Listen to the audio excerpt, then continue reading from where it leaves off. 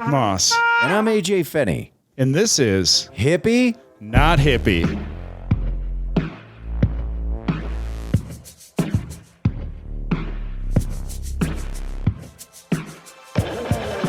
Hey everybody, welcome to episode 38 of Hippie Not Hippie.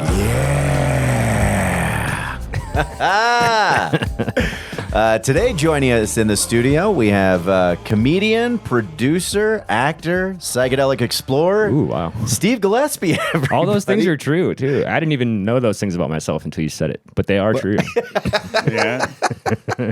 That's what we're here for. Yeah. Really setting my identity up for me. I like it. Yeah. Good to be here, boys. I'm excited. Thanks for getting up early and coming in. Yeah, I was very surprised that you guys are like 10 a.m. I'm like, okay. Are you not an early riser? You know, I wasn't for the longest time. I was like a guy that would sleep till at least noon, one of those guys. And then, I would say in the last few years, it was weird with the pandemic. That's when I don't know if it was like stress or what, but it was like that started waking up at like 7 a.m., 7:30, and then just being like, okay. Were you staying up real late too, or were you? Maybe that's what was happening with the pandemic, because I was probably going to bed earlier because wasn't a whole lot going on. So. Yeah. But I'm rising earlier these days. Yeah, kind of sucks. Once you get up, do you start grinding? Are you a grind in the morning guy? I've been better lately of just getting up and getting going, and then my afternoons are when I get to really fuck off, Okay. Yeah. What's a morning routine? I love a real good afternoon fuck off. You know what I mean?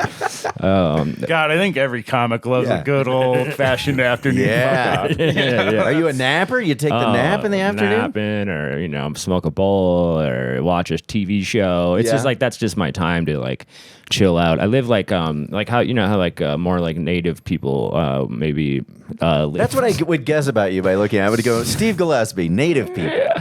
Well, I just mean like, okay, I'm trying to not sound like an idiot, but I think I failed. Too late. But anyway. You're doing great. No, I just mean like people that were living in warmer climates, they would like get up early. They kind of follow the sun, right? You get up with the sun, you get all your shit done before it gets too hot, and then you siesta all day. Yeah, that's kind of how I live my life. Siesta, also a native word.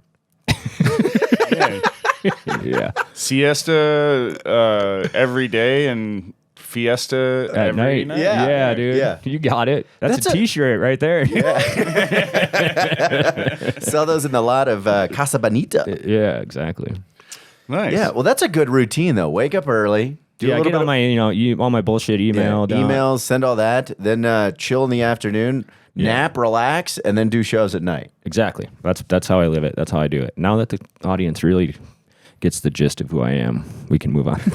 Next show, they'll just be like, did you get your nap in? Did you fuck off this afternoon, Steve? Yeah, I get up earlier and earlier. I don't know. I don't think that I can sleep in that well anymore. I mean, even same. when I want to. Same, I'm like, fuck. Yeah.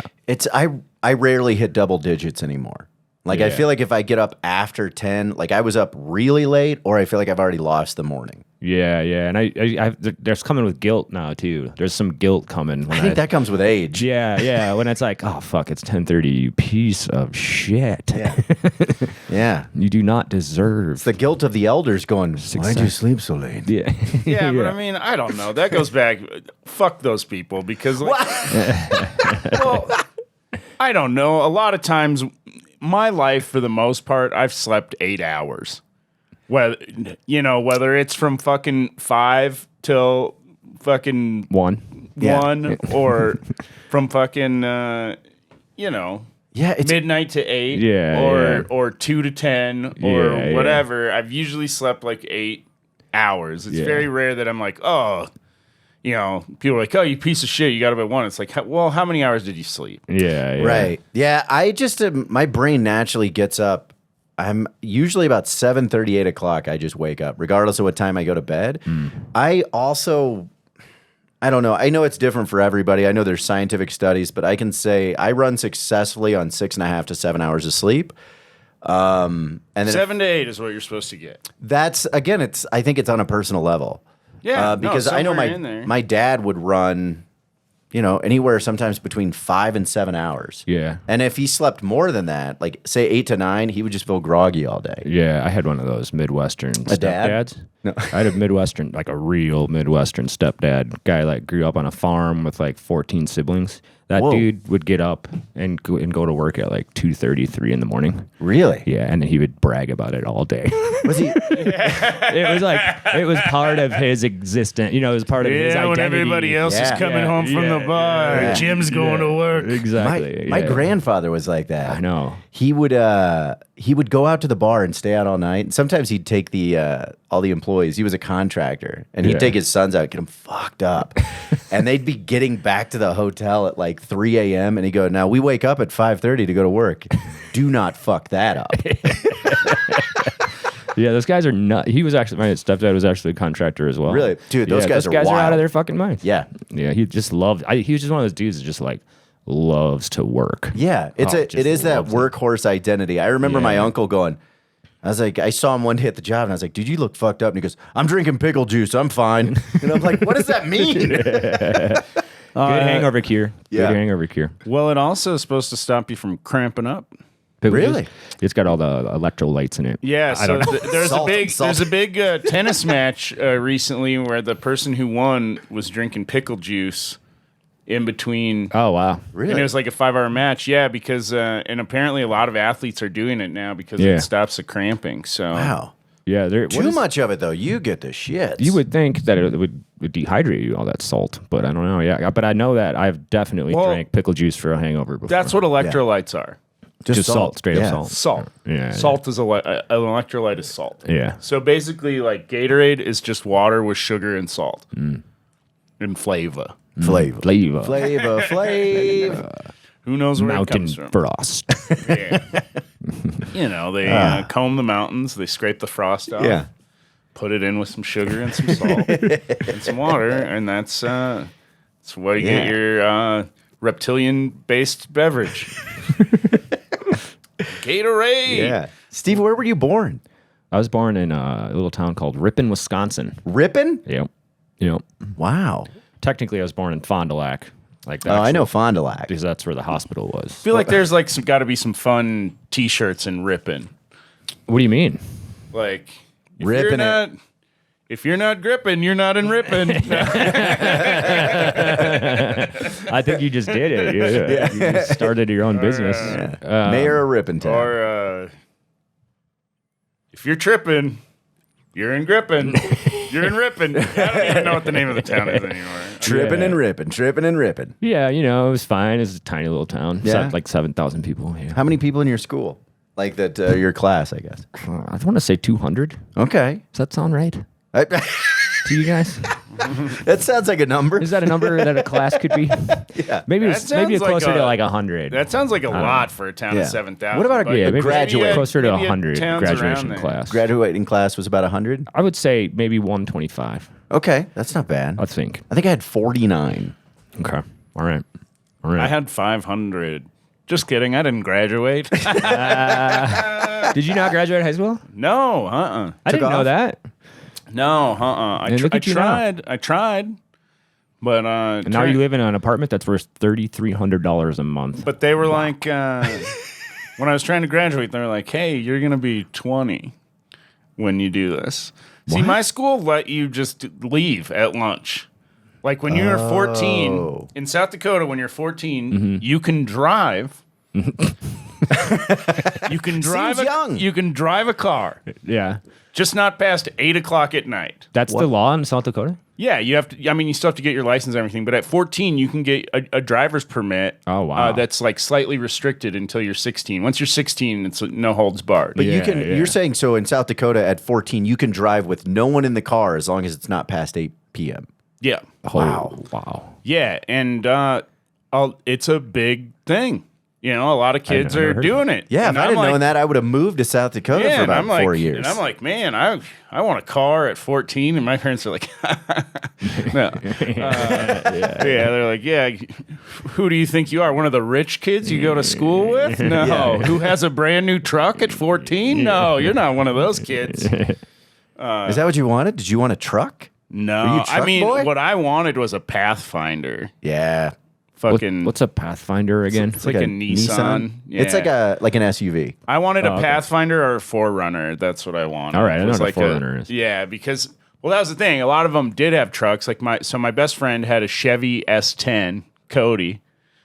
Bringing Cody up again. Yeah. Shout out to I think he listens to the pod. What's up, Cody? Hey, Cody, how you doing, buddy? Yo, But Code. yeah, he had his Rippin'. He had this white S10 pickup truck that his dad got him. That was fucking sweet. And then I think he put a turbo in it too. His dad put a turbo in it, so it was what? fast too. And then everyone's like, Cody the Chody. Cody the Chody. But so like a bunch of people would have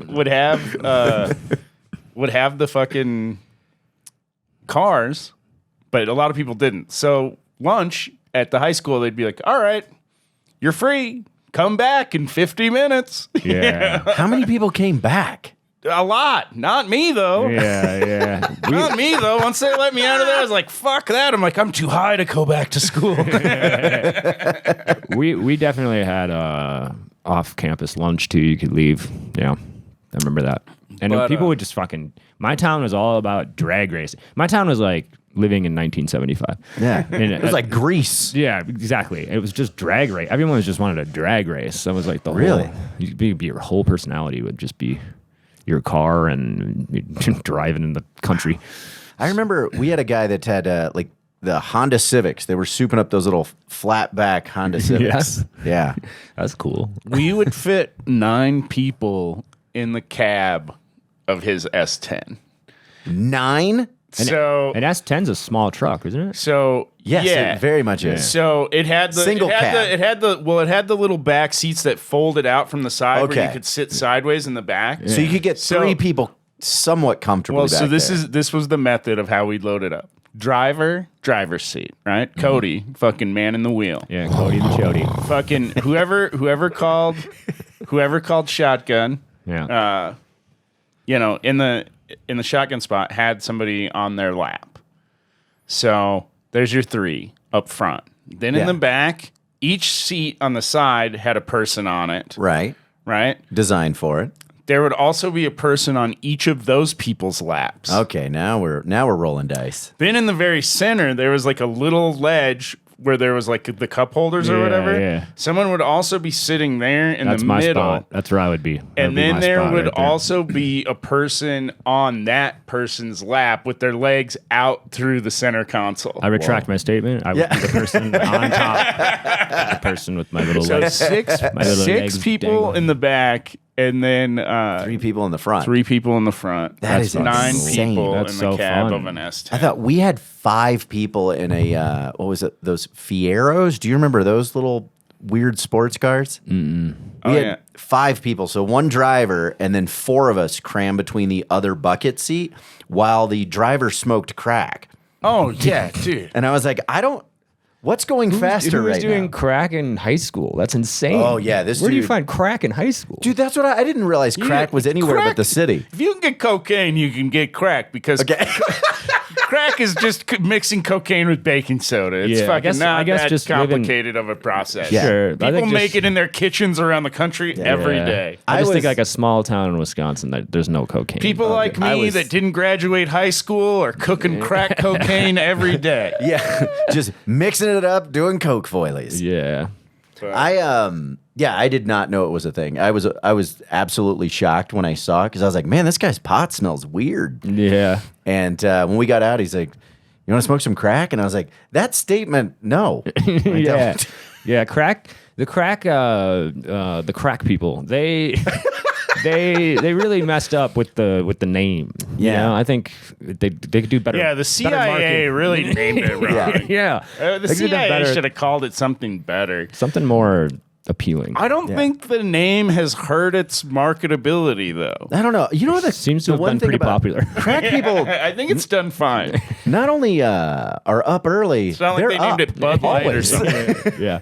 Yeah, they are. I did smoke crack once. Yeah? Yeah, I was in Los Angeles. I was with my friend Ben, and we were looking for weed. This is way before anything was legalized, and we were on the street, and we were just like fucking trying to find weed. And this guy came up to us and asked us if we wanted drugs, and we were like, "Yeah, you got weed?" And he's like, "Yep, definitely." And then he's like, yeah, give me the money first. And we were naive. So we were like, yeah, of course. And we gave it. So it was your first time doing a drug deal. Yeah. Sure, stranger on the street. Here's the money first. Yeah. I can't believe he brought you drugs back. Yeah. Holy shit. And he laughed, and we both looked at each other and were like, he ain't coming back. And then he came back, but it wasn't weed. He came back with crack. And then we were Because like, you're just well. going to have to take this. Yeah, and then we We'll were like, see you tomorrow. we were like, well, guess we have crack. So we smoked crack. Yeah. Yeah. I didn't really like it, to be honest.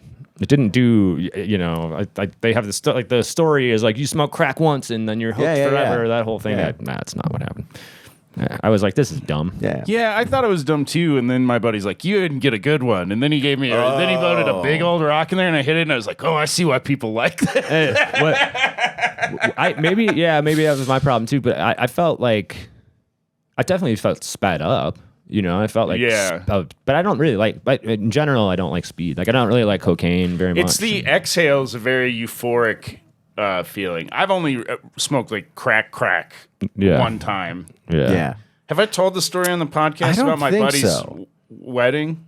No, I don't Smoking think so. crack at a wedding. Yeah. Wow. Well, it was I never did it because I like Red Bull too much. Or any energy drinks. Like when people were like, I don't like it, it makes me jittery. And I was like, yeah, if I didn't do that, I wouldn't drink it. Yeah. But yeah, smoking crack at a wedding. Well, so my buddy's... Let's ruin this event. my buddy's wife, it was the night before the wedding. Oh no, you and didn't. she liked Coke. yeah. And he was like, all right, I'm gonna go out to the I think he went to Colfax. I don't know what happened. Oh, he no. went Did out. this happen here in Denver? Whatever happened, he couldn't get any cocaine. The Coke dealer couldn't have anything, and all he could get was crack. Okay. And he came back, he was trying to get like a decent amount of cocaine, and came back with a shitload of crack. And then the whole wedding party spent the whole night just like sitting in a bedroom smoking crack together. Talking about a business plan. Yeah. Well, and the next day, What happens when there's a whole group of people smoking crack together? What's that like? Does that get agitated? Like, I imagine Yeah, people what is get that like? agitated. there is times like where we're like, man, I wish we had more than one crack pipe. Hurry up and smoke your goddamn crack. I'm ready to smoke more. What's happening is as soon as you pass it, you're like, I need that back. You're just watching it go around the circle. It's like, Yeah, you're like, it's almost here again. Hope it doesn't cash out before it gets to me. But no, my buddy, like we looked so shitty the next day at the Oh, wedding, I bet. and everybody's like giving my friend who's getting married shit. Like all the old men, they're like, "Oh, you look like you were gonna pass out up there, or you look like you were gonna faint." And I was like, "Faint." Looked like he was fiending for crack. I mean, there's got to be a nasty come down with that shit. But- I would think. I used to do a bit about it in the final punch. I thought you were going to say I used to do a bit of crack. No, I did a bit about smoking crack at this wedding, and the final, like, my out on it was. And believe it or not, they're still married to this day. Good for them. Yeah, their relationship is Not like the a lady, rock. him and the crack. Oh, Yeah, that's amazing. Yeah, wow. like a rock. Like a rock. I was So- itchy as could be from the rock. Oh, God. Oh, good. He's song. going to sue us just for that, probably. Probably. Oh, fuck. All right. Oh, man. So, crack. Cool. We got that out of the So way. Wisconsin. Mm-hmm. Yeah. Where'd you, at what point did you leave? I went to Minneapolis to go to grad school when I was 22. What'd you go to grad school for? Social economics. And now here I am. What was your in some high school dropout's apartment? were you did you get your bachelor's in economics or something? No, I got or- it in political science, a double major, Okay. political science and history. I was such a fucking nerd, you guys. Like, I wasn't cool in high school or even college. I didn't party. I did hang out with, so I was a really good distance runner and played basketball in high school, so I could never do drugs because they're always like, we're going to drug test you and you're going to, and I went to state and shit, so I was like an athlete, but I did hang out with all the burnouts. I hung out with all the burnouts, and then all the other athlete people were like, "Why do you fucking hang out with those weirdos?" And I'm like, "You guys are the ones that are fucking weird." It's a real dazed and confused situation. Yeah, you guys are the ones that are fucking strange. But yeah. So then, So nothing. So high school, not a problem child at all. not really, no. But you hung with the problem children. Yeah, I did have it. I had a lot of the like the quote unquote bad kids. And stuff. Like when they'd be they're smoking excited. weed or drinking or doing whatever, you'd just be like, I just hang out. I got to run tomorrow. Yeah, I would just hang out. Yeah, I got to run now because I got to run tomorrow. yeah. And, Did you get in trouble at all when you were younger? when I was Mischief or a anything? young kid, I got in a ton of trouble. For what? What's the worst? Just being like sneaking out and vandalizing shit. Wait. Oh man, he was ripping up ripping. Ripping. The one of the worst ones was I had a friend. God, we must have been like 13 or something. Or that's real when, shithead that's when age. outlawing is the real best. shithead age. And it was obviously it was back when it was like just regular landline phones, right? Oh yeah. So we loved to prank call people, and then we kept prank calling this one old lady. We'd prank call her like. We'd wait like weeks, but then every few weeks we'd prank call this old lady. It's so bad, and we would act like we were. We'd be like, "What's your social security number?" Yeah. You know? Well, she would answer the phone, and we would say, "Hi, Grandma," and she'd be like, "Oh, hi." She thought it was her grandkid. So then we You're evil. You're so evil. yeah, and so we would like start talking to her as like her grandkid, and then a few minutes into it, at just normal grandkid conversation, we'd be like, "You know what, Grandma? You're a fucking bitch." Oh god. And it was bad, and we did it like one too many times because she got a fucking like tracer or whatever, got the yeah. cops involved, and they traced it back to. Oh, and they found and you. we got caught. Yeah, we got caught, and I'm glad we got caught because I needed to get caught for that. That was not a good behavior, and What? I had to go into the police. My parents had to take me to the police station. What's the crime though? For like, his prank calling isn't a crime, is it? I hope it not. I've done it a harassment? lot. It could be harassment. Yeah, I don't remember exactly what they booked me for. I don't even think I got like charged with anything, but I just had to write her I had to write grandma a letter apologizing, and I think I did some community service too. Yeah. What this sounds like is that the old police department of Ripon got a hold of your parents and was like, "All right, your son's been fucking calling this old lady and being a fucker," and they laughed. They were probably like, "What a little shit!" Yeah. All right, let's scare the fuck out of him. Yeah, exactly. We're gonna actually pretend that we're booking him for prank phone calling. And scare the shit out of him, and then make him write a letter. Yeah. And then it was a real nice letter. And at the end, I was like, "Fuck you, Grandma." Hey, Grandma, it's me. That's so weird. Your grandson that's been calling you. We found a cordless phone that we figured out the frequency that you could just get between stations on a radio, and it would pick it up. So then everyone in the room could hear the calls you would make. So then we were prank calling people. And we had found a lady, an older lady, very similar. Yeah. But we would just call and see how long we could keep her on the phone. We stopped because there was literally one time I felt so bad. We called her and she goes, "James," or whatever the name was. And we're like, "Yeah." And she's talking and she goes, "Are you coming tomorrow for your uncle's funeral?" And I was like, yeah, we'll be there. And then I got off the phone. I was like, dude, I hope that guy shows up. I know. God, the whole frequency thing, that's something I haven't thought of in a long time. But do you remember, like, in the early cell phone days where, like, you'd be talking on your cell phone and then all of a sudden you'd just be fucking in a conversation with two other people? Oh, yeah. Like, Did that happen? It's like a CB radio. yeah. That happened all the time. Like, early cell phones, like, you would all of a sudden, you'd be like, "Oh, shit, we're picking up somebody else's call." Or, like, all of a sudden you'd have, like, you'd be hearing other people's phone conversation. Yeah. You'd be like, let me call you back. I just heard about a murder. Did you ever do prank calls or anything like that from payphones? Did you ever get into that run? Did you guys know the code to make a payphone ring? No. So Wait a minute. You would do something and then hang it up and it would ring, right? So I'm pretty sure it was like, God, we grew up in some small town. I almost think I remember the code, but I think it was like you would dial like *593 and then the last, and then the number of the payphone that you were at. Yeah. And it was like a utility that the phone people would use To test it. To test if they, but it would make the fucking phone ring and then fuck with people. So what I would do is I would toll free call on payphones, I would toll-free call like a sex hotline. Oh. The free ones. And then I would fucking add a call and then do the callback for the ring and then walk away. And then the phone would ring and then they would pick up and be on a three-way call with the fucking phone sex hotline. Dude. So that was like my fucking Your opus? my opus. Yeah, that was my fucking. Did you guys ever call a sex? Did you ever seriously call a sex line in your life? Did you ever call one of those? We would just call the free ones, but I never was able. Like we never paid for one. You ever pay for one? You ever like actually lonely on the road and get a lady on the phone? Dude. I mean, did you? No. Yeah. No, all right. No.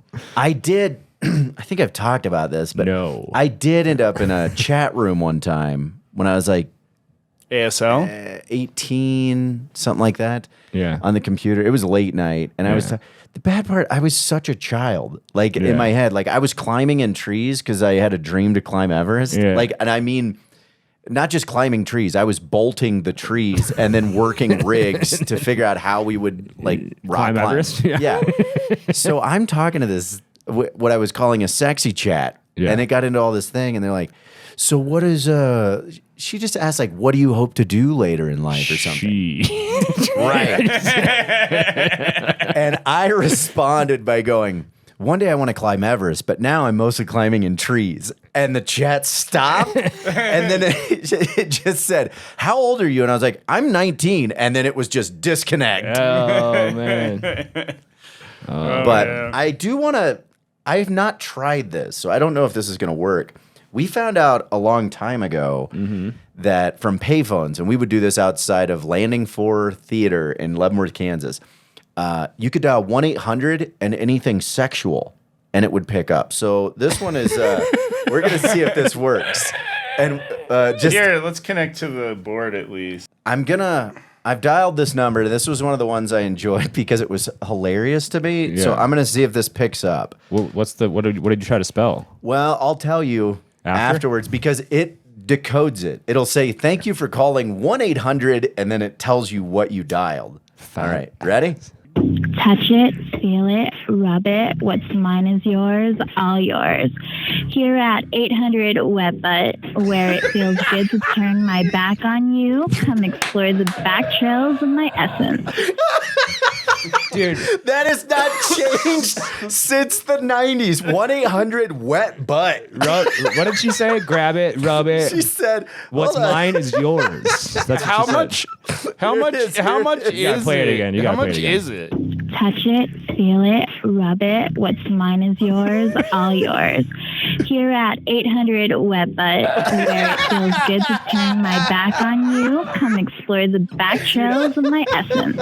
Dude, I love the back beginning of that. channels of my essence. Yeah. Holy shit, that's fucking hot. That is also the operator has not changed. Rub it. Well, Touch it. what happens after that? Can we connect to somebody? I never got past that. 'Cause, like- Exactly. I'll be honest. All of my friends Well, we're did adults. exactly what we did. We're adults now. We can go further into the wet butt. I have a credit card. We can get in there. Yeah, dude. But I just want to get to customer service it's like how wet are and these be butts? like, hey, I thought I was gonna hear like a wetter butt. So, I'll be honest. That sounded like a dry fart. It sounded like a dry. It sounded like a dry ass. I mean, I could hear those cheeks scraping against each other like they were the Sahara Desert. I can't believe that worked. I really thought they would disconnect that by now, but we figured that out, and we would get dropped off for the movies. We'd Yeah. go see a movie, and then an hour or so after that, we would just sit around laughing at a payphone. That's great, dude. Wet butt. That's so Wet butt. great. And that also goes to show you what age I was. I was like, oh, you know what'll be hot? How about wet butt? So, I think we need a three-way call somebody and play wet butt. Well, it'll be AJ's number, but then it'll be like, you've reached 1-800 wet butt when they pick up their Feel phone. it, grab it, touch it. Oh, wait, dude. How about we should call Cobos? So, okay. Dude, this would be perfect.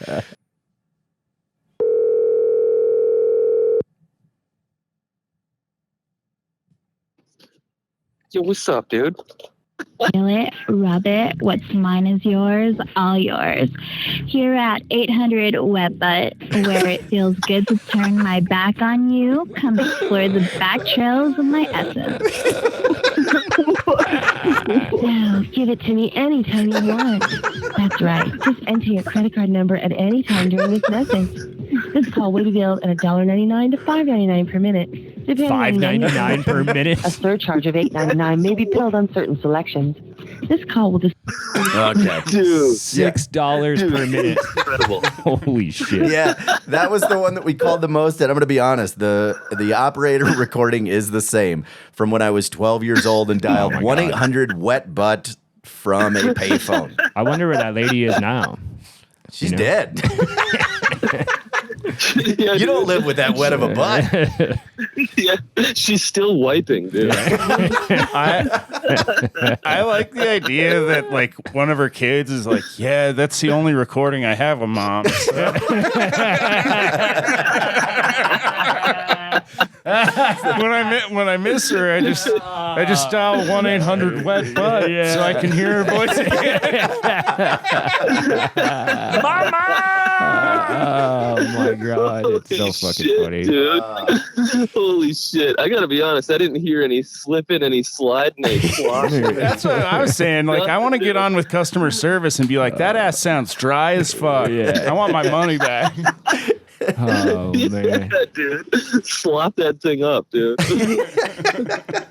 Man, I just love to just think about the guy that's still calling this number, and really, there's somebody doing it. Dude, you're sitting next to him. Oh, yeah.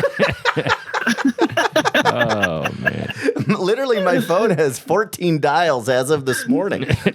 I like that there's just one like fucking 80-year-old guy that's addicted to 1-800-WET-BUTT. Yeah, He's like, yeah, I spend about 2 hours on wet butt a day. Yeah. It makes me wonder if there's a 1-800-DRY butt. I mean, it's only one way to find out. Call That's a guy's 1-800-DRY voice, butt. for I sure. don't know. I guess we could see if 1-800-DRY butt works. Let's see. If you were on there 2 hours a day, that'd be $720. Worth it. AJ's trying to figure out how to spell dry butt. Yeah, it was the dry part that threw me off. All right, let's see if this hits anything. Welcome to Verizon Wireless. Your Nope. call cannot be completed as dialed. Oh, that's Please bullshit. check the number and dial again. Announcement He's on 4. hold here. Welcome to Verizon Wireless. Nope, Your hold call on, cannot hold be on, hold completed on. as dialed. Please Just check the hang on, number and just hang dial on. again. Announcement 4. Dry butt. What? Oh, hold on. All right. Dry. Hi. Welcome to the driest line on. I love how I'm getting a Verizon wireless Scraping. message. It's just like this number cannot be it cannot be. This number doesn't work. And then My Zach's like, asshole's so dry, I fart dust. Just dust comes out when I fart because it's dry in there. my butt's so dry, it hurts. Yeah. It looks like the mud cracked ground of the Dusty, rough, scraping. You go my ass the dust bowl. It's like it's been padded with 1,000 towels. 1,000 towels. Towels. Oh, towels. Dry towels. Beach towels. Every inch dabbing the hole. Welcome to the line where it's always 1925. Yeah. Is that when the Dust Bowl? Like you're like, my ass is like Oklahoma. The topsoil's gone. My asshole's so dry they call it the Great Depression. All right. Well, Cobos, we'll get a hold of you and have you on soon. Well, yeah, we need to do that combo episode. Shout out to Cobos and Patrick Podcast. Go check them Hell out. yeah. And if you ever get lonely, call 1-800-WET-BUTT. Wet butt. Later, I'm buddy. dialing it right after this. Dude, Dude, it's All right, later. literally, if you dial it, it's the funniest thing you're gonna. It's fucking ridiculous. Hell yeah. All right. All right, dude. Later, Well, man. Keep Later. your butts wet. Yeah. Oh, so good. Oh man. Well, that was think it a was fun even- little detour. That's a weird Yeah. derail. Yeah. Yeah. But All right, so you went to college. Yeah, I did. I sure did. Yeah, definitely. Yeah. and that's when you started dabbling. a No, it little wasn't more. until after college. It wasn't until I really started doing stand up. That's when I started to really. So do you have a master's degree? I do, yeah. How much debt do you have? 60 grand. Fuck. Yeah, it was the dumbest decision I ever made in my life. Had you By far. had drugs been around and offered, and you were like, no? Well, I had done a little bit. I drank and stuff in Yeah, college, yeah. but yeah, I mean, just with running, I ran in college, so Okay. I was just Scholarship? pretty serious about it. Yeah, so You did get a scholarship though. That's good. no, I didn't. I ran for a D3 school, so I didn't have an athletic scholarship. No, Oh, fuck. no. But Did you get an academic scholarship? I got like loans and shit. Yeah, Well, I guess alright. my undergrad was like free. I don't know. They had some weird loophole with it. It wasn't like technically an athletic scholarship, but I didn't like pay, or I paid way less. I don't know. Gotcha. It wasn't a scholarship, but I didn't pay. And I'm like, Yeah. "Oh, what the fuck is a scholarship? I don't know. Yeah, it was like I guess it was like an academic thing. Which I don't know. So ripping to the Twin Cities. Yep. That's Right. when things started going up. And did you stay?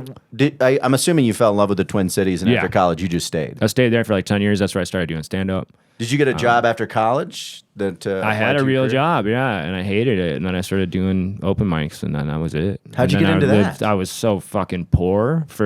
I was talking to somebody the other day, like, if you really want to do stand up comedy, like, really want to do it, like, you have to be comfortable with just being so fucking poor. Right. Like, for a while. Oh yeah. For a while. Like, I'm not saying all forever, but like for, those first few years. So that was just, I mean, I was just 'cause you're taking every shitty gig I could get, Yeah. driving 6 hours and make For 50 $150 bucks? Yeah. Yeah. Yeah. And paying, I lived in these two guys' I lived with these two guys that were in a metal band. And I lived in What was the they had name a of the metal closet. band? I don't even remember. Yeah, I don't even remember. They were I don't even know if they ever had gigs. You know what I mean? Like, it was one of that. I lived in their closet. They had a big closet, and I paid $250 a month to live in their closet. And they would get in fist fights almost every night because they were just full blown alcoholics. And they would get in fist fights every night. And one night, I'll be honest, that sounds pretty metal. yeah. And one night, I'm like, I can hear them fucking fighting, and was like, all right, whatever. They're just gonna beat each other up. I don't care. And then I was trying to go to sleep, and I was sleeping, and all of a sudden, my fucking door burst open, and it was like 6 cops. And like they had their guns out, fucking flashlights. They ripped me out Christ. of bed, out of my fucking closet, and they throw me on the ground. I'm like, what are you guys doing? I'm like, sleeping. You're like Harry Potter. yeah, what the fuck? Yeah. Exactly. No, that's what I was thinking. Is the cops came in and they're like, holy shit, this little boy's in the closet hiding from his dad. He's fighting. Yeah. We found a kidnapped boy. Yeah, so they were like threw me on the ground and handcuffed me. I was like, Whoa. what is happening? And then apparently one of my roommates pulled a knife on my other roommate and like sliced him. And Oh, so shit. then one roommate called the police and so that's how that all went down. And then that dude Dude, metal guys are fucking hardcore, Oh, dude. And they had another. They were fucking nuts. They were nuts. And they had one of their friends was over, and they pulled me out into the living room where they got everybody else. Everyone's handcuffed and sitting up except for their friend who's completely passed out. He's like in a hump, just on the floor, and he's passed out. And they still have him handcuffed. They still got him, and he's just his face. Could you imagine coming out of a blackout? You're still in the same soap, and you're like, "Who put these handcuffs on me?" Yeah. Oh man, and the cops were just such fucking douchebags and whatever. It was awful, but Well, could they hold you? They put. Well, they didn't. No, they ended up going and letting me, like uncuffing us. But Yeah. they did arrest my friend or they weren't really my friends. stabby one. The Yeah. stabby one went to, and he was in jail, like because it was over, like it was right before the holidays, and for some reason, like he couldn't get, like he was in there for like 15 days or something. Wow. Yeah. That's it for stabbing somebody? Well, Hard he time. didn't stab, and like my other roommate like showed me the cut, and it was like a little like scratch. I'm like, you bitch! You called the police? You fuck! I almost got shot. You fucking asshole! Because the cops are like, you got to put your hands up when we tell you to put your hands up. I'm like, I'm deaf. I know you guys know that. I'm more than half deaf. I don't wear hearing aids and I'm sleeping. You're shining flashlights into my face. I couldn't see. I couldn't Yeah. see or hear, and you're all yelling at me at the same time. So like. And they're like, that could have got bad. You weren't moving your hand. I'm like, I'm a bed, bro. Yeah, you broke into my bedroom closet. Yeah. I live in a closet, man. Yeah, things aren't working out. Yeah. So it was awful. No, that's terrifying. It was terrifying. Yeah, it was really bad. I almost got shot one time where my dog had gotten out. Like when I closed the door, like it's like my biggest fears. Quite close. My dog got out, or she opened the door with her paw or something, and then got out, and some people found my dog and her tag and went back to my house and saw that the door was open and that she had gotten out, and they were like, oh, somebody broke into the house, is what they thought. Okay. And, fucking left the door open and the dog escaped. So they call the police. The cops come. I wake up to just like fucking yelling in my apartment. I'm naked. Yeah. I get up and walk out of my bedroom, and there's two cops in my living room that turn on me with guns drawn. Jesus Christ. Yeah, dude, it was fucking scary. You were naked shit. because you were just ended your phone and call also, with it's like 1-800 well, I used to just like always sleep naked. Yeah. So I was naked sleeping, and I get up Sleep naked. and I mean, I think being naked might have saved my fucking life. Possible, yeah. Well, it's hard to say that. Where were you? Yeah. Yeah, or the fact that no one breaks into a house nude. Yeah. Or they're like, he had a gun. It's like, where? Yeah. It'd have to be In like, his ass? yeah. Maybe if you were on a lot of crack. His butt's not near wet enough to get a gun in there. I have a friend who had a psychic break, and the police were called, and he was smart enough and like I remember talking to him about it, lucid enough, and talking to him about it after the whole thing happened. He's like, I was lucid. He remembers being like, oh God, I'm taking all my clothes off. Like he thought like that this will keep me from getting fucking shot if I have all, because he was like outside, extremely vulnerable at that point. Like there's nothing you're hiding. Yeah, exactly. Wow. But I thought that was like pretty smart actually. Yeah, like cops coming to wrap you up because you're being crazy. You're just like, well, if I'm naked, they don't really have much of an excuse to shoot me. Yeah, No, that happened. Sad story. This kid I knew growing up, he ate a bunch of mushrooms and was having like kind of an episode, and fucking, I think he like put night vision on. Yeah. And like his family had a bunch of guns, and he was like walking around with guns and night vision on. No. And and somebody called the cops on him, and they showed up, and he just like came walking out at him, and they just fucking shot his ass and killed him. Jesus Christ. Yeah. That's tough. That's why night- where we needed a good guy on mushrooms. Yeah, that's what night vision and assault rifles. I'm not gonna lie, like you're walking around looking, that's kind of not like a good look. RoboCop. Yeah, that ain't gonna be good. No, it looks crazy, but also what's crazy is in America, you can buy all that shit and you can have it in your house. And in some places you can walk around like that. Yeah. I mean, you go down to like where they're protesting at fucking City Hall, and you see these fucking guys with AKs just out there, yeah. and they're just like, oh, they can have that. Yeah. Yeah. I mean, it's fucking crazy, and sad. I don't know. Somebody was telling me that they were driving around in Texas, and they were on the highway somewhere in Texas, and the fucking big Jeep pulled up next to them, and it had a fucking turret.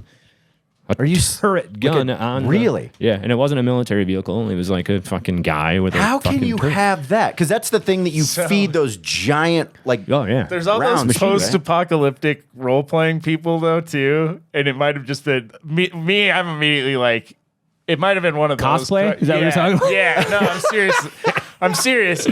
We did Phone It in Film Festival one year, and these guys made this like crazy film on their phones where I was just like, holy shit. Yeah. But it was all like they just go out in the desert and play like Mad Max. They have vehicles and costumes. They throw like events where there's like it's like Burning Man, but it's all like post-apocalyptic shit like I've that. seen some of that. Yeah, I've seen some of that. Yeah, but they'll go in like role play, like LARP basically, but it's like fucking Mad Max style, and they have cars and fucking weird guns on them and all kinds of shit. Yeah. Like, it's fucking crazy. wow. People, man. I love this culture that we live in. What is a something weird else. thing to be able to do. And be like, is that tank registered? You're like, I'm just playing. Yeah. I'm just playing pretend. Yeah. Yeah, was it like a tank turret or just like a 50 caliber machine gun or something? I mean, that person made it seem like it was like a fucking machine gun. Like it was like a fucking thing. Yeah. Fucking Mad Max shit. Just out there looking for the liberals. Yeah, you're like, fuck, I hope they don't see me. It's also such a weird thing with that. Like, you're shooting something that is known to probably not have a way of defending themselves. Like, liberals aren't really known to have guns. Yeah. So okay. it's I don't know. quite an unfair fight. Depends Yeah. on where you're at. Colorado liberals, a lot of them like guns. Yeah. Yeah? Yeah, it's true. I mean, we've a been weird- asking the question: flowers or guns? Yeah. Flowers or guns? flowers. You're the first time we've gotten that. Yeah. Flowers. Fucking. What do we? And literally, no. Everyone we've asked is like, without a beat, they're just like guns. Yeah. It's been a lot of dudes like, guns are fun to shoot. And I'm like, Yeah, I all mean, right. you ever like hung out by flowers and like had a good day? I love flowers. I love Yeah. flowers are I would pick. I actually take time when I see a good flower. I get in there.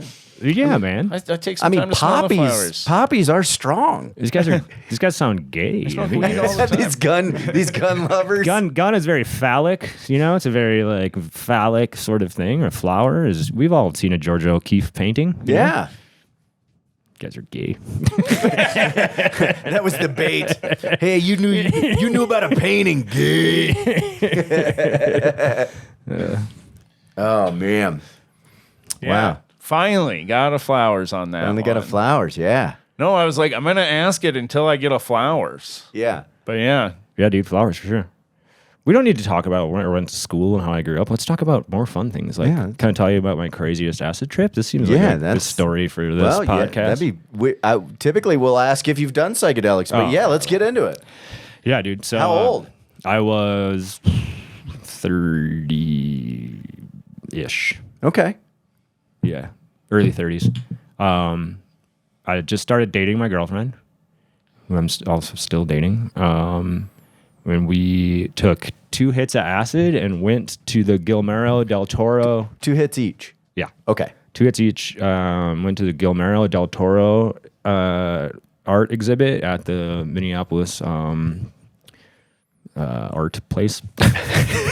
at the Is that the one The next walker? To the, is that the Yeah, one with the yes. spoon? Yeah. I love the Walker. That's one Yeah. of them. I've gone like the last 2 times I've gone to Minneapolis. I've gone to the Walker. Yeah, it's beautiful. And the restaurant there is really fucking good too. It is good. So you guys know Guillermo del Toro. You guys are familiar with who that is? I'm not familiar He's with the a artist. bullfighter, right? Isn't he an actor?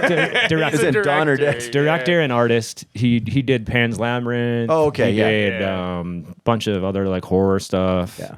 But like really like out there, extensive, like really cool shit. But he A lot brought of fantasy elements to his. yeah. And he brought his whole like the exhibit was his whole collection. So it wasn't just Okay. some of his stuff. It was a lot of his stuff and a lot of stuff from his movies, like the monsters and stuff like that. So it's real creepy and real like Were there video exhibits as well? yeah, some of his movies and stuff, but it was a lot of his just art that he had collected over the years. Okay. And it was wild, just like wild, really creepy stuff. And they were like pumping in creepy music. And like we're tripping like hard, tripping balls. And you're walking through this thing and like all of a sudden the fucking wall, an eye will open up on the wall. In real life? Yeah, in real life. And you're just like, so I'm doing okay. First like half hour. I like in how you're there- like, I'm doing okay. yeah, first half hour, I'm like, okay, this is really cool. The paintings are just, everything's just fucking Yeah. moving, and like you're seeing stuff that's not even really there. It's beautiful, it's amazing. And then it starts to like kind of get on top of me a little bit. Yeah. Like it's starting to get Starting a to- little too David Lynch freaky. is getting a little too deep. Yeah, it's getting a little too freaky. And I mean, there's people everywhere, right? I mean, it's like a packed exhibit. So I'm trying to hold it together. And you're like, I might cause a scene. Yeah, exactly. I was starting to like, so then I come around the corner into the new section of the exhibit, and I come face to face with this painting, and I still remember the name of the painting. It's called Artifact 3, and I can't remember the name of the artist, but it's just like this very like futuristic. They've also done. I know them. They've done Artifact 1 and 2 as well. Yeah. So I come face to face with this painting, and I don't know, for whatever reason, the painting it hits me like this painting just it just gets inside me. It's just incredible. Like I can't believe, and I just start bawling. I mean, I cannot stop crying. I'm like, did it calm you down though? Like, no, it was like I was getting agitated, but also like it made me sad and happy all at the same. It was just I felt everything all at once. Yeah, and I'm crying, and my girlfriend comes up behind me and she looks at me and goes, "What are you doing? There's people everywhere." And I'm like, "I know this fucking baby. Look at this man." And she looks at it. She's like, "Oh yeah, well, that's pretty beautiful." I'm waiting for her to be like, "You're looking at a mop bucket." Yeah. So I'm crying. She's like, "You got to fucking move along." I'm like, "All right." So I'm like, wiping. This train is moving. Wiping tears, and I'm getting freaked out by shit. I turn around. There's like a big monster, and I'm like, "Jesus Christ, I gotta get out of here." And then I finally see a chair, and I'm like, "All right, I'm gonna just sit down." So I sit down. Oh no, is that an exhibit? No, not in a museum of contemporary art. You can't sit in a chair. So I'm sitting there, just kind of people watching, and then I see this guy. Who to me looks really agitated. Okay. Like he's like going like this, and he's like looking around, and he's like talking to himself, and he seems upset. That's what I'm picking up. Yeah. And so I got it in my head that I needed to go like, oh no, you got to get involved in this dude.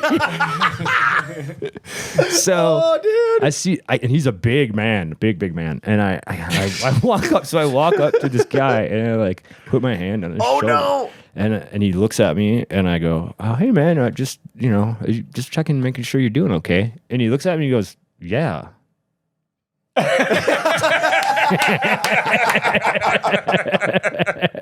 was just like, yeah. And I go, "Oh, okay." And then you just go back to your chair. So that happened, and then I told my girlfriend about that, and she's like, "We're leaving." Yeah. She's Stop like, touching you can't be talking to people. And I'm like, okay, so we're leaving, and I'm like, I'm so like all like scared and just all over the place, and just like the whole I freaked out from all the monsters and all this shit. Yeah. And we see there's that coffee shop, that little cafe that's in there. And I'm like, "Can we just get something to eat at this cafe, or like get like a drink or something?" She's like, yeah, let's do it. So I sit down and I order milk and cookies. Like I had milk and cookies, and I'm just in there like dipping, and my girlfriend's just making fun of me, like how I'm like just a scared little boy, and I needed milk and cookies. But did it bring you immense joy? It did. It was like a warm hug.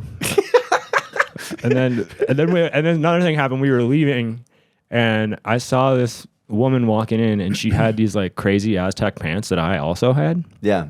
So we had the same pants, and I wasn't wearing them, but I was like, and I also own those pants. And so as we're like walking, and I'm like, "Hey, oh yeah, those are cool pants. I have the same pants." And she goes, "Okay," and I go, "From Amazon." I had ordered them off Amazon. And she just looks at me, and I go, "We're communicating." And I just I like her. She's like, I guess don't infuriate the handicapped people. Pants, I like your pants. Yeah, I thought you were just gonna point at her legs and point at your legs. Legs. Yeah, so that was fun. It was a good trip. I trip less in public these days, and I used to just be a real fucking maniac and just taking acid and going out in public all the time. Yeah, I called it extreme tripping, and I would take acid and put myself into weird situations. I don't know why I would do that. Yeah. It's like terrifying to me just to even eat acid anymore. Yeah. I mean, I'll go to a concert or like a club or something, no problem. But like, I realize that concerts I don't really care for on acid because I want to. They're too loud. No. I want to connect with the people around me more. I want to. I see. You can't like talk and hang out. Yeah, I got you. As well. I feel. Yeah. Sometimes I'll puts you in your head like isolated at a concert. Yeah. I used to, or at a rave. I used to eat acid and go to raves all the time, and then I was like, "Why am I doing this? I should just eat ecstasy or something, or drink or something else." Yeah. I would take mushrooms and not tell people as an experiment to see if, in my head, when I was like, "Oh, everybody knows," to see if they really knew. Yeah. And I had some awkward situations a few times. One time I went to Walgreens at like 11 at night, and I walked in, and the guy looked at me. We were the only ones in there, a worker and a guy who just walked in, and I was fine. Yeah. And he just goes, "You look wide awake." And I was like, "What the fuck?" And then I went over to the register and leaned as though I was like a bar patron about to put in a drink, and I went, and that caused a whole thing. And then Yeah, it's like when you just off the track a little bit from how people normally act in a Walgreens. Yeah. People are like, "What the fuck is this guy doing?" yeah. I was like, what do you mean I'm wide awake? We're gonna get the cops involved. Is this an odd hour? What's the weirdest psychedelic you've ever done? DMT. DMT? Yeah, I've still not done that. It's on my bucket list at some point. yeah. I think I would do ayahuasca, which is basically DMT is the thing that's in ayahuasca that's making you have the experience. But DMT is like a catapult, right? It's a lot like nitrous. Like you're going out, you have no concept of how long you're gone, but it's not very. Yeah. It's like a lot of people say it's like being shot out of a cannon, where like ayahuasca, because of the inhibitor and how that breaks it down slower, and that's the whole thing with ayahuasca. It's like mixing it with the whatever the inhibitor plant is, and that takes you up slower and brings you down slower. So the whole experience is way longer, 6 hours or whatever. Where DMT, it's like 10 minutes tops. Yeah. You're not going to be much longer than about 10 minutes, but it feels like a fucking lifetime. Yeah, they used to. I heard it was the shortest experience that could change your life. Like, drastically. Like people used to call it business tripping. Yeah, and I never, it wasn't until, it really changed the way I felt about a higher power. Yeah. Yeah. Or I used to kind of be, I guess, an agnostic? atheist. Yeah, maybe agnostic more so, but now it's like, oh, okay, well. Tough to deny that. Yeah. I had when I was doing ketamine intermuscularly. That was fascinating to me. Like that was a life-changing thing and I realized after it was done, like the height of the trip was only at 90 minutes and I was done. But then it would be like 15 minutes in, I would start to pop and then they would give me the other injection. And then like 10 minutes after that, I would hit a brand new level of peaking. But they said most people don't talk. Like I audio recorded everything. Like I was very verbal. It's nonsense. I couldn't talk at all when I did it. I didn't really like it. I felt it would be very hollow, and I felt like I was like being hammered into like a circuit board. Like I was like some piece of like I was just a tiny part of like a giant electrical board. Okay, that's what I felt. I got transitioned. On ketamine? Yeah. I kept getting transitioned. Have you done it? I've never had it injected, but I used to do it. Like we used to cook vials of it when I was a kid. Like when I used to be a raver when I was like a teenager. So yeah, I did a bunch of that shit. But I never injected it. But I've done large amounts. Yeah, like big rails of it. Yeah, I've done like rails of it hot, like right off the plate, like right after you cook it. Damn. And I'm a fan. Yeah, I think people it's great. people really do like it. I haven't really had a very great. I just haven't had like pleasant experiences with it. I've done it, probably 10 times now, and it always makes my head feel like it's 900 pounds, and I just can't like move. I don't like that. I don't like the feeling of like because it's a tranquilizer. Yeah. So I don't like the feeling of my body shutting down. It is weird because you do kind of lose control of yourself, but one of the things I think I like about it is afterwards, I have a lot of like joint and muscle pain, and like I feel so much better after. Interesting, because it relaxes you so fully for a short period of time that I feel like there's some like benefit to that. Yeah. I always got so nauseous too, and I would throw up. Well, Puking I would take an sucks. anti-nausea med. Yeah, anytime you puke on something, it's like, ugh. Yeah, Molly is the only one where I'm like, oh, I can't wait to puke because I'm gonna feel so fucking good afterwards. Yeah. you're just like, you just get that like peak after you throw up in Molly. But but for the most part, you're right. Yeah, the nausea can really take you out of it. Yeah, I'd take the anti-nausea medication 45 minutes before I go in. And then I get the shots, and I think being in the medical setting I liked. Like, because I'm in a chair, they're like, don't worry about anything, we got you. And I would just get transported into internal textured worlds that would try to explain to me. I hear a lot of that from people. They're getting into this like really like beautiful, vibrant worlds, and I'm like, the weirdest thing for me was, and I know I've told a lot of these before, but I had a moment where I distinctly remember ketamine going, "Do you want to go deep?" And I was like, "Are you asking me consent to go deeper into this world?" I was like, yeah, and I couldn't even get that out. Once I consented, I felt like my whole chair turned sideways, and I just went, oh, no. And then I got spun around and ended up in a red fleshy texture, and I was like, what the? And I was like, fuck, I'm in the womb. Like I didn't want to go this far. I was like, you tricked me, ketamine. Yeah, I feel like I get a really womb vibes on deep mushroom trips. Yeah. Yeah, definitely. Especially the visuals. I get really like, it's almost like I'm like inside, like it's like anatomy. Yeah. You know what I mean? I feel like I'm like inside organs or like inside. It's very, like you said, very like fleshy, very like almost like blood vessel sort of stuff. Yeah. All right. Yeah. What about crystals, Steve? You got any crystals on you? No, I don't have any crystals. No? I have some crystals at home. Yeah? That's mostly from the lady. I have my lady is like, you know, she's a super hippie. Yeah. For sure. Yeah. Do you think they have powers?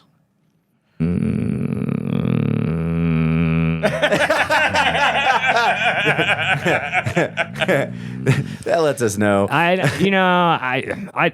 will say that I don't know. I'll say that. Yeah. Like, I think there's a possibility in somewhere? Yes, sure. But do I, like, is that what I really intuitively believe? I don't know. I don't know. Like, maybe not. But there's a lot of things I don't know. You know what I mean? Like, I'm definitely open to the mystical. I didn't ask if you knew or not. Yeah. What do I think? Yeah. What do you feel? If I had gun to my head, flower to my head, I would say no. But, you know, what do I fucking know, you know? Yeah. A lot of mysticism out there in the world, and I'm pretty open to that. So, Yeah. All right. Mm-hmm. What about your zodiac?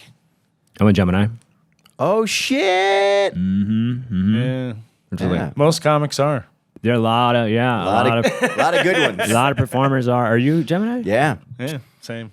Damn, dude, 3 Geminis out Yeah, here. dude. 6 people. 6 people here, man. It's Holy wild. shit. Yeah. Yeah. I definitely like have had some people do some deep dives into my birth chart, and I gotta say, I was like, wow, this is pretty fucking. It gets wild. It gets right? pretty crazy how spot on a lot of it was. Yeah. Yeah. Huge dick. No, but yeah, it was Oh, yeah, I know. I mean, I've heard most cross country runners third leg. Yeah. When you get tired, you just kind of yeah. They cheat. Yeah. So yeah, no, that birth chart. I mean, I can't really remember exactly like details, but yeah, it was. There's a pretty. I remember being pretty blown away by it. There's a website. I think they have an app too. Well, I know they do. Called Pattern. And if you know your birth chart stuff, you can pop it in there, and that stuff is fascinating to read. Like Yeah. it breaks down like, oh, you're going to be in a pattern of life change for this period of time, and this is the section where you may have conflict. This is a point. It's very interesting. Yeah. Are you into any of this stuff? No. No, not at all. You don't believe in any of it. So I think there's some fun coincidences. Like I think one of the ways that I maybe do believe in it is that if you're born in June, you know, the events in your life are timed a little differently. You know, Yeah. like you're probably either starting school early or late. Which if you're starting it late, you're probably are early. Like a lot of kids start early. Like I was 17. I would have been 17 when I graduated high school or whatever. So maybe that means you tend to be smaller than the other kids because they're a little bit older than you. So you maybe have to be funnier. Okay. To Or more outgoing or whatever. Yeah. And then that's why there tends to be more comedians that are born. But also, if you look at all of the states all combined, maybe it's not that way. And maybe I just noticed that a lot of Geminis are comedians because I'm a Gemini. And then, Well, a lot of performers though. Bob Dylan was a Gemini. Yeah. There's a lot of performers. I mean, in Denver, it's pretty nuts how many of I the think Adam Caden Holland. Ben Roy, Christy Stephen Beakley, AJ, Stephen AJ, John Toll, you, me, Finney. Stephen AJ, John Toll, and I are all born on the same day, Which day is that? June 17th. Oh, so you're a late Gemini. Yeah. Yeah. I'm You? May 28th. May 28th. June 9th. Yeah, all over the place. I think Dylan was May 28th too. May 28th. Johnny Depp was June 9th. So, speaking of Dylan, Oh, yeah. Speaking of Dylan, Bob Dylan or Jacob Dylan? Bob Dylan, yeah, but I do like, I do like, Wallflowers? I like the Wallflowers. Yeah. Yeah, absolutely. Who would you say, and it doesn't have to mean- be a comedian, but artistically for what you do, what has been your biggest influence? Oh no, don't. We can't ask that question on the podcast. Why is that? That's like my least favorite comedy question to be asked on a podcast. It's like a warm hug. Anytime I get that question, it's like, oh, this question again. It's like Yeah. it's like just. It's like, just oh no, but it's I'm like, home. please don't ask him when he knew he was funny. But I want to know, like, not comedically, like just artistically, what do you think? all right. That's what I said was like not comedian influence, but just Yeah. Okay. for So your I like art. that question. So Yeah. non-comedian. Yeah, artistically, who do you think has been your biggest influence? Boy, that's tough. I mean, Yeah. I would say, like Not biggest, but you can. yeah, just I name think one. like somebody that's kind of shaped my worldview Yeah. would be Hunter S. Thompson. Okay. I think, I pretty much consumed everything you could possibly consume of what he wrote, and at a fairly young age too. So I think that really shaped a lot of like how I sort of look. when you were a at the good world. boy. Yeah, that's the thing. Because like I said, I hung out so with you're all a good that. boy. They like to. Yeah, you like to hang with the bad I boys. hang with You the like bad to read boys, about and, the bad boys. but I just, my You're dad like, was, one day I'll be a bad boy. yeah, exactly. Yeah, and I'm glad I did it that way because I feel like I got into drugs at a time when I was more able to handle it. You know Yeah. what I mean? I feel like I get more out of it too. I think I started at a time where I was, and I've done psychedelics at a time where I was a little bit more mature to handle what I was actually doing to myself. I'll be honest. I think sometimes if you wait a little bit, it can be a little bit better. I did acid at 16. And I think it was a little young, Yeah, I think that would be pretty young to be. and I doing mean, that. it took a lot to put the pieces back together. Yeah. I did acid at 14. That's way too young in my opinion. Yeah. So What did it? Do you think it did anything for you though? I mean, was it a good? It put you in a good place or not? Like Oh, a good direction or? oh yeah. I mean, I think. Oh yeah. No, I mean, I think the same kind of experiences that people say that they have when they're adult. I just had earlier. Sure. I don't know. I became. I don't know. I was ahead on a lot of shit. Like when I was 13, I decided that I didn't believe in the Christian God anymore, which was fucking crazy to people. Yeah, and then I fucking took acid and I was into fucking music and I played guitar and was in bands and fucking I don't know. I think I think the main thing that people come away from acid with is a feeling of unity, maybe, or a connectivity with everything, or to the universe, or that and I think you can get that kind of at any age. I think as far as how your brain develops. When you're 14, maybe eating acid isn't the best thing to do. But if I could go back and do it over, I'm glad I did a lot of that stuff when I was young because, like, I was kind of over it by the time I got to college. Like, it's cool that you made it through there, but I watched, like, so many people, like, doing that kind of shit later in life kind of fucked them up. But it's like, I, like, went through and learned all these things when I was young, before I could actually, like, get into trouble for it, And I did get in trouble with the police a fair amount when I was young, but it resulted in days in jail instead of a year or years, Well, and that was a classic story. I think that's why I drank and dabbled with pot quite a bit and partied a little bit in high school was I wanted to get it out of the way so that when I got to college, I could focus because I had seen so many people that were like straight A students go to college. And once they were no longer under their parents' wing, they just blew it. I was, and I also knew my parents weren't paying for school, so it was coming out of my pocket almost for sure. I was on probation when I was a freshman too for I think like a year and a half. Freshman in college? Freshman in high school. Freshman, okay. Yeah. And I had some violations, but I got drug tested. So, and a minor, the cops had a breathalyzer, so it was so easy to test. Acid was this drug that was fucking tiny. I could fucking eat at any time I was fucking about to get busted with it, and there was no way for them to tell that I was on it, and there was no way for them to test for it. So fucking acid was my drug of choice from fucking 14 to 16, and I ate it fucking multiple times a week for Wow, that's crazy. Yeah. I mean, not crazy. I mean, that's a lot of. I mean, that's interesting. I wonder what you would be like if you didn't do that. Yeah. Not that I mean, I don't mean in like a better or worse. I just mean like I wonder how that like kind of. But did you went pretty far out? Because I guess I would wait. Like the most I did was like maybe twice a month in school, but I always was like, oh, I'll do it tonight, and then we'll do it again tomorrow. And then I would go so hard the first night that I was like, I have to put shit back together. I can't understand this Well, you stuff. usually have to double down, but more it was like I was just taking it. And yeah, I was into extreme tripping, I called it. So I would take it and go to school. I would take it and go to like work. parkour I of would tripping. take it. Yeah, I would take it and go to court. I would take it and fucking like. That's wild. Wow. Yeah, I took it on my way into jail, like Wow. so that I'd just be like tripping the first like day, I was in there. But at this time too, I was also doing a lot of MDMA, and it wasn't Molly, it was pressed pills, and they were great. Pressies. Ooh. But I think that changed the way I thought a lot too, because it just made me a lot more comfortable expressing my emotions.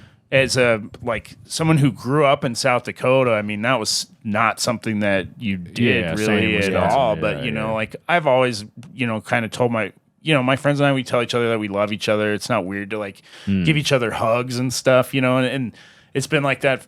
But for a lot of people in South Dakota, that's like, not Gay. something. Yeah, it's gay. I just watched that. I watched Free Solo again, the Alex Honnold thing, and Alex Honnold in that. I'm glad I rewatched it because I picked up a lot of stuff that I kind of forgot about, and one of them was he's an adult man and he's talking into the camera like how like I've never heard my parents say that they love me or tell each other that they love each other. I never got a hug. My first time he got hugged was when he was 23 years old.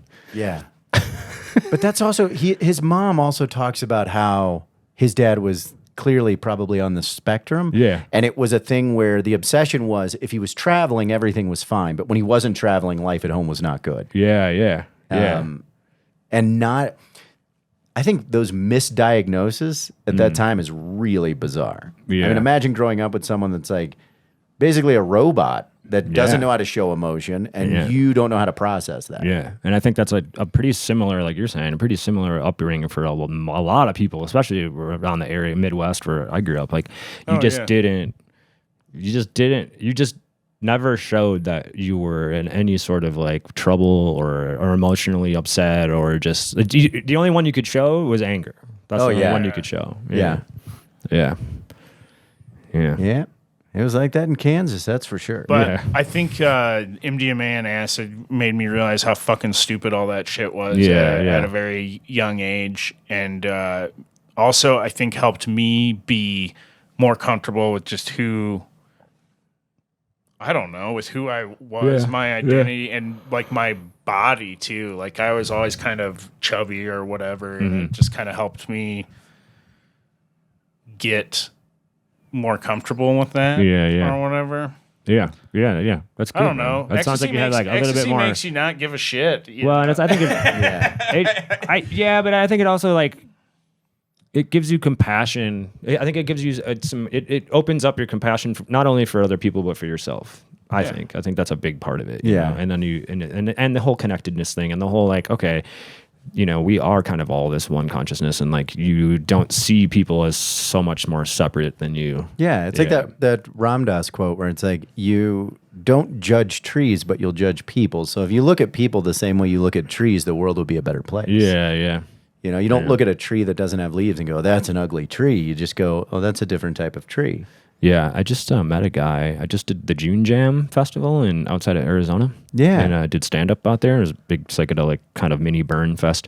And I did stand-up, and this guy was talking to this gentleman for like a few hours. We were having a nice conversation. He was like in his 50s. He had 2 kids. Yeah. Seemed like a pretty, Something turn?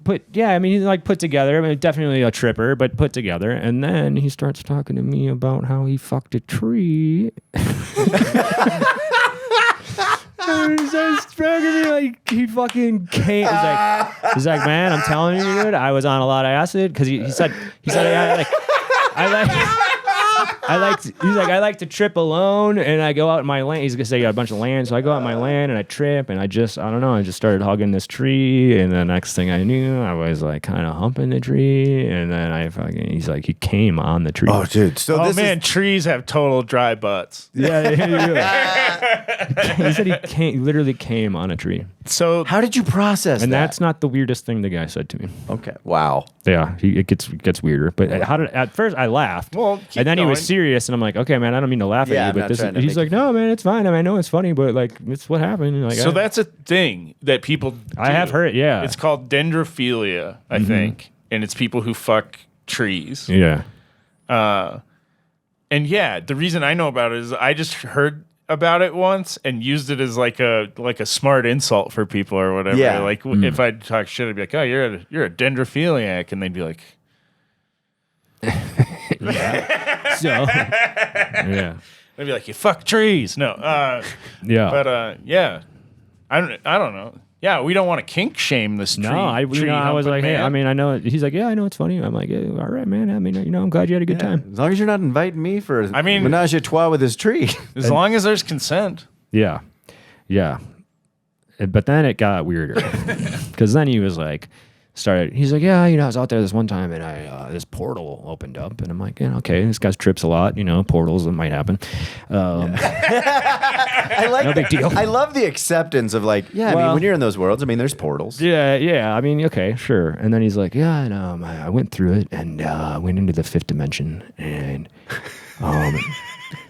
turns out that I am the chosen one to bring everybody into the fifth dimension and to level up humanity. Oh wow! Yeah, that's where you gotta. And I was on 2 hits of acid, and I was like, Let's go. all right, man. Yeah, I'd be like, you want to go right now? Let's fucking do it. Yeah, and I was cool with all the fifth dimension stuff. The problem I have is the chosen one. Well, that's when- where it gets. Well, that's where it gets weird with a lot of people because that's what happened with like Manson when he was doing all the acid and he was putting everyone on acid and reacting out the crucifixion and everything and Yeah. basically having people look at him as Christ. Yeah. Once you get enough followers like that, they'll do anything that you know. want. I know. So I've been going down there every couple of weeks just to, Just to check in, make sure my portal's clean. yeah, just make sure my leader's doing okay.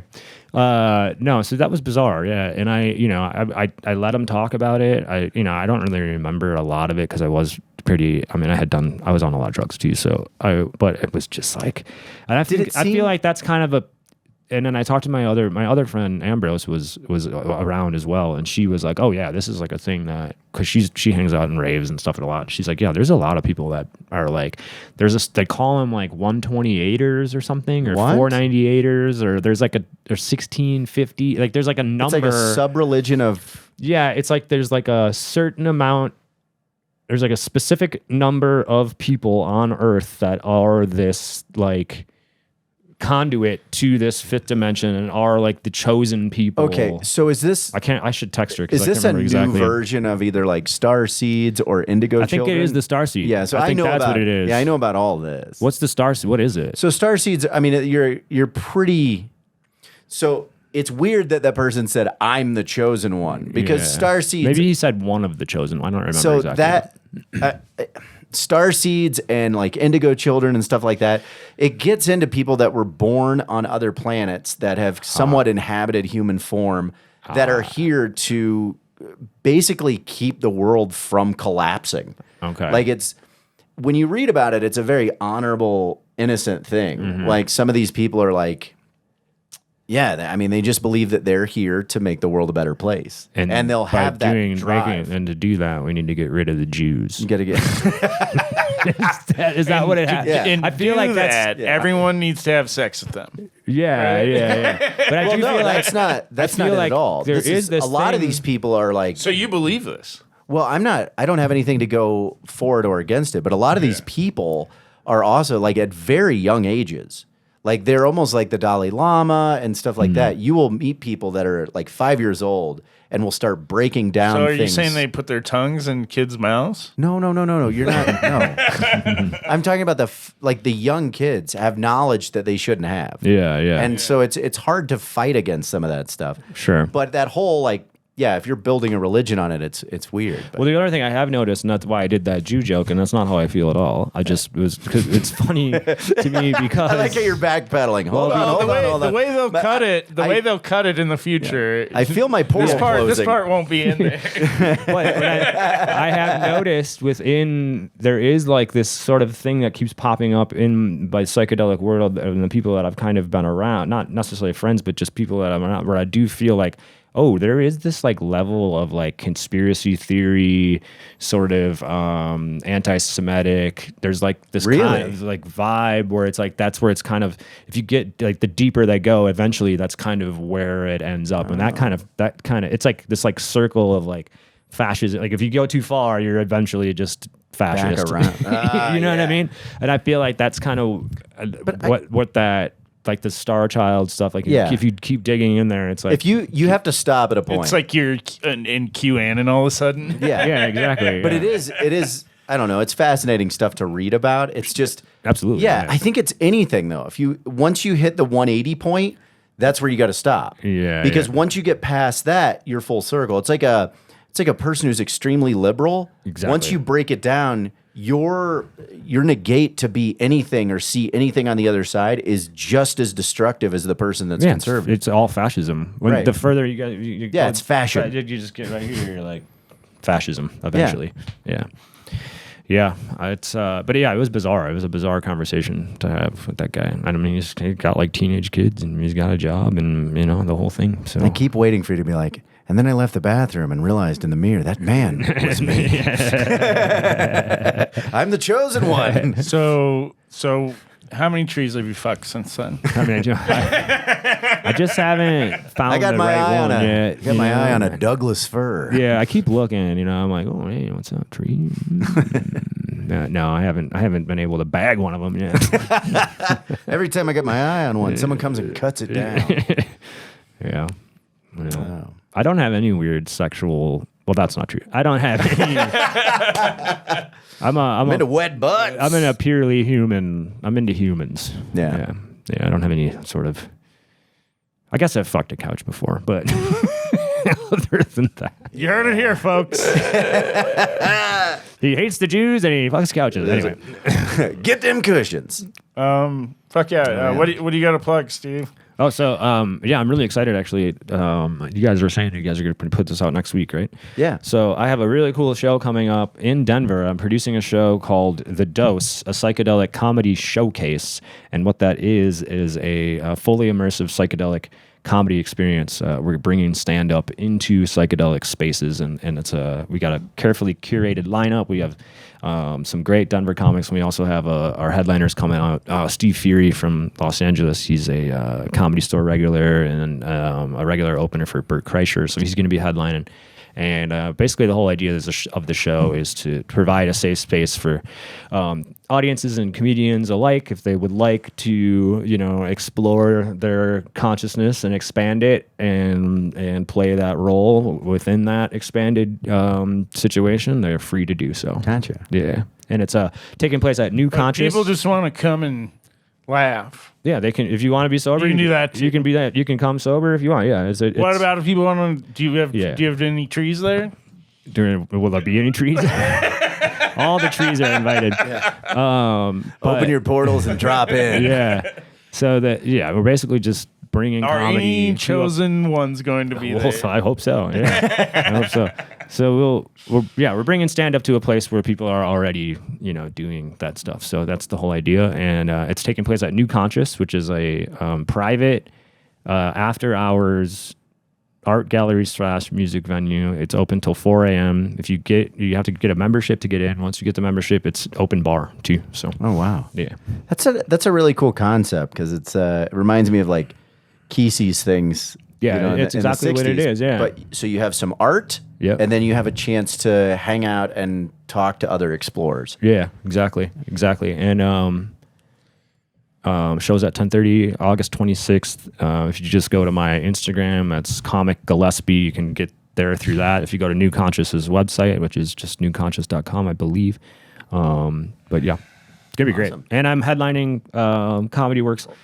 Excuse me, on September 3rd, Downtown Club. I'll be headlining Comedy Works in Denver. So that's another one to promote. Go see Steve on the 3rd. Go check out the Psychedelic Show. Yeah, you guys will, if you guys want to do it someday, you guys are definitely on the short list. Yeah, buddy. Would love to. It sounds fun. Yeah. And you let me know. I'll open the portal. We'll all come. Yeah, dude. Yeah. Follow me on social media at Moss Comedy. You can check out my show dates at zachmoss.com, ZACMAAS.com. AJ. Yep. You can find me at AJ_Finney on Instagram. You can also find everything, all my dates at AJFinney.com. Also, be on the lookout for my new album dropping very soon, Too Fast for Rain. Yeah. Nice, dude. I've got a new album coming out too. Keep an eye out for that. Nice, dude. I think it's going to be called Punching Jesus. Yeah. Love it. So, All right. Well, we're going to make this call. I think it's pretty easy. yeah. 3, 2, 1, Hippie. Hippie boy. Yep, Yeah. for sure. Oh, I'm a hippie? Oh, okay. Yeah. Yeah. He's like, wait, what? Oh, Sure. all right. Yeah, I would agree with that. Yeah, it's pretty. Yeah. Yeah, I pretty mean, breezy. you had me at the shorts. Yeah. Get up and show everybody these shorts. Yeah, man. Dude, they're great. Fucking cool. Yeah. Yeah. Get lost in that big dick. Yeah. But, all right. All right. Thanks, guys. Yeah. Thanks so much for listening. Like, subscribe. We do have 3 episodes out on the Patreon now. So, yeah, make sure, or 4. We've got 4 out at the point of this. So, go check out the Patreon. Thanks so much for listening. Like, subscribe, review. And thank you for getting on the motherfucking...